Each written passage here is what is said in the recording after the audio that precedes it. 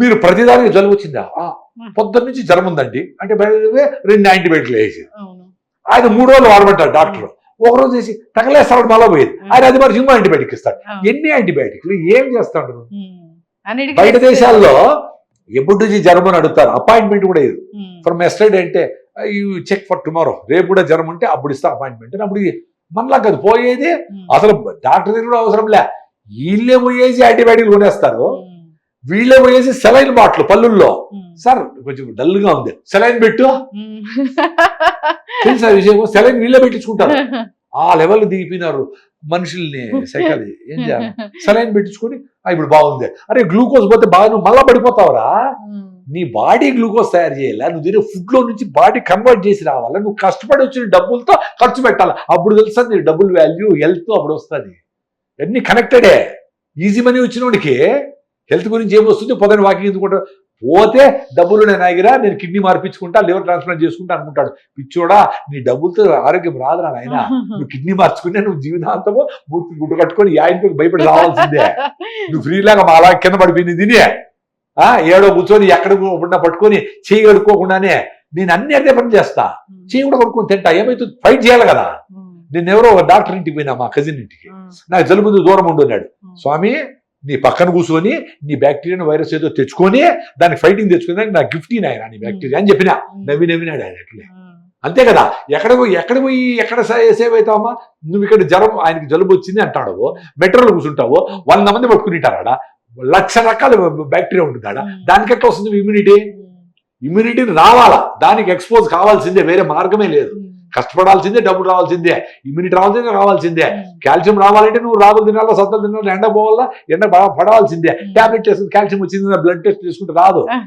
నీ blood test చూసుకొని calcium బాగుంటే కూడా నీకు కళ్ళు తిరుగుతా ఉన్నాయి, టెన్షన్, చర్మం డ్రై అయిపోతుంది, ఎందుకు అది టెస్ట్ లో కనపడతా ఉంది. రియల్ గా నీ బోన్ మ్యారో నుంచి కాల్షియం తయారు చేసే వ్యవస్థ ఉంది, దాన్ని రిజెనరేట్ చేయాలంటే ఎండకు పోవాలి.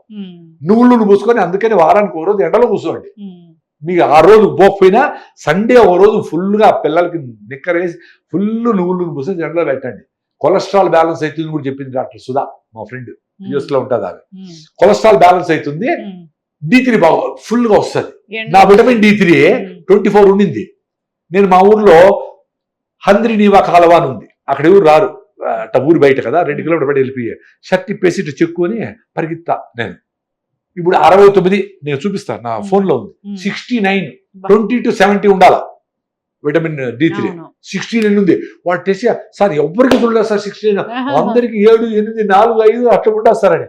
ఎండకు పోడరా అంటే సింపుల్ గా ఎవరో చెప్తే మీకు బుర్రకు ఎక్కదా, చాలా సీరియస్ గా చేసి అది చేసి అది పెట్టి మిషన్లు పెట్టి ఏదో చేసి దాంతోనే మోసపోతా ఉంటాడు. సింపుల్ గా మీ చేతిలో ఉంది ఆరోగ్యము, మీరేం కష్టపడ్డక్కడ కూడా లే. ఆయన ఎవరో అన్ని తప్పుడు పనులు చేసి గురువు దగ్గర పోయి, స్వామి నేను చాలా పొరపాటు చేసిన జీవితంలో, ఇప్పుడు 100 ఎకరాలు అడుగు పెట్టాలనుకుంటాను, ఏం చేయాలా అంటే, ఎక్కడ అడుగు పెట్టాలనుకుంటానో నువ్వు అక్కడ అడుగు పెట్టదు నాయన, అడుగు అదే తయారవుతుంది అంట. ఇప్పుడు మీరేం చేయకుండా ఉంటే ఆరోగ్యం ఉంటారు. ఆరోగ్యం కోసం మీరు చేస్తా ఉంటారు చూడు, ఇప్పుడు ఈ ప్రోటీన్ పౌడర్లు ఇది ఏది ప్యాకెట్, దాంట్లో ఇది ఉంటుంది, దీనికి అసిడిటీ కోసం, D3 కోసం ఇది తిను, అది తిను, అవన్నీ ఏం చేయకుండా సీజనల్ ఫ్రూట్స్, 2 రోజులు నువ్వుల లడ్డు, 2 రోజులు పల్లీల లడ్డు, 2 రోజులు కొబ్బరి లడ్డు, అంత మునగాకు తాలింపు, సీజనల్ ఫ్రూట్స్, జొన్న రొట్టెలు 2, రాగి ముద్ద, చాలు, ఇవి చాలు.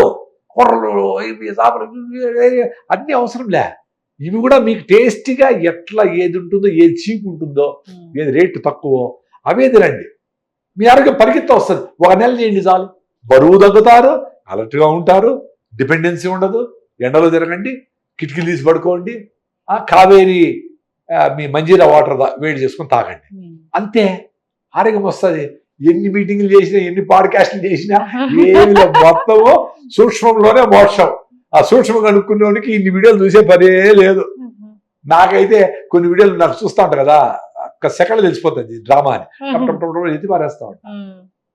ఇప్పుడు సోకాల్డ్ గురువులు అనుకునే వాళ్ళు సింప్లిఫై చేసి చెప్పాలా, దాన్ని కాంప్లికేట్ చేసి ఇటు చేయి అటు చేయి, ఇటు కూర్చో, తూర్పు తిరుగు, ఎడం పక్కనే కుడి పక్కనే ఇట్ట పడుకో, ఆ కాలు ఇట్లే ఈ కాలు, ఎన్ని చెప్తారు స్వామి. వాడు కూర్చొనేది పడుకునేది ఏమీ వాడి కంట్రోల్ లేదు. వాడు కర్మజాలకు ఎడపక్కన లేచాడు అనుకో, రోజంతా ఏడుస్తాడు, అయ్యో ఎడపక్కన లేచాను. ఎంత అప్సైడ్. Make it simple.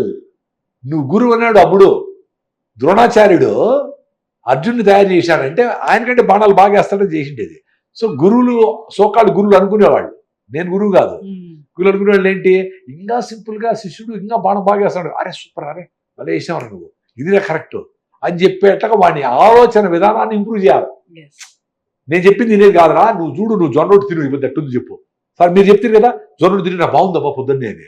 ఆ బాగుండే ఫీలింగ్ ఏంది, వాకింగ్ పోతారు, వాకింగ్ పోతే అడిషనల్ అడ్వాంటేజ్, కోపం రాదు, సైలెంట్గా ఉంటారు, ఎవరిని అరుస్తా ఉంటే కూడా ఇంట్లో సరే నేను చెప్తే ఏం లేదు కదా పో అని సైలెంట్గా అరుచుకోండి. ఆ కన్సిస్టెన్సీ వస్తుంది, పీస్ఫుల్గా ఉంటారు. ఇన్ని జరగచ్చు. అందుకే ఒక మంచి పని చేస్తే దాన్ని కనెక్టెడ్గా అవే వస్తాయి, ఒక చెత్త పని చేసాం అనుకో దానికి కనెక్టెడ్ అవే వస్తాయి. అట్లా వాళ్ళే వస్తారు, అట్లా వాళ్ళతోనే ఉంటారు. ఈ సోకాల్డ్ ఇన్స్టిట్యూషనలైజ్ చేస్తే అదే జరిగేది. ఇక్కడికి వస్తేనే జరుగుతుంది. ఫస్ట్ ఏం చెప్పాలా, ఇప్పుడు ఈ పాడ్కాస్ట్ అరే చెప్పింది చూద్దాంరా, పొద్దున్న రాయిదో దాదామో అరికెలతో ఏదో పొద్దున్న ఒకసారి తినేద్దాం, మళ్ళీ జొన్న రొట్టెలు తిందాము, అరికెలు గిరికలు పక్కన పెట్టి జొన్న తిందాము, సాయంత్రము అన్ని గుగ్గిళ్ళు, అంత ఆకుకూర, ఒక ఫ్రూట్ తిందాము, చూద్దాము 1 వీక్ అనుకో. చూడండి 30 సెకండ్లు చెప్పినా కదా ఇది, ఈ 30 సెకండ్లు పాటించండి 1 వీక్ గట్టిగా. ఏం జరుగుతుందో చూడండి. మీకు నచ్చలేదా వదిలేయండి, ఏం నష్టమో, నా దగ్గర రాండి, నేను ఏమి చెప్పలేదు కదా, వదిలేయండి. చక్కటి మాటలు సార్, చాలా చక్కగా చెప్పారు. లైఫ్ అనేది ఎంత సింపుల్ గా మనం దాన్ని మోడిఫై చేసుకోవాలి అనేది అట్లాగే ఉండాలి. లైఫ్ చాలా సింపుల్ లైఫ్ ని లీడ్ చేయాలి. So healthy life style maintain చేస్తుంటే జబ్బులు అనేవి రాకుండా ఉంటాయి. ఇమ్యూనిటీ స్ట్రాంగ్ గా ఉండాలి. సో ఇమ్యూనిటీ కోసం ఏం చేయాలంటే ఏం చేయకూడదో చెప్పారు, ఆ విధంగా ఫాలో అవ్వాలి. చాలా చక్కటి ఇన్ఫర్మేషన్ అండి, ధన్యవాదాలు సార్.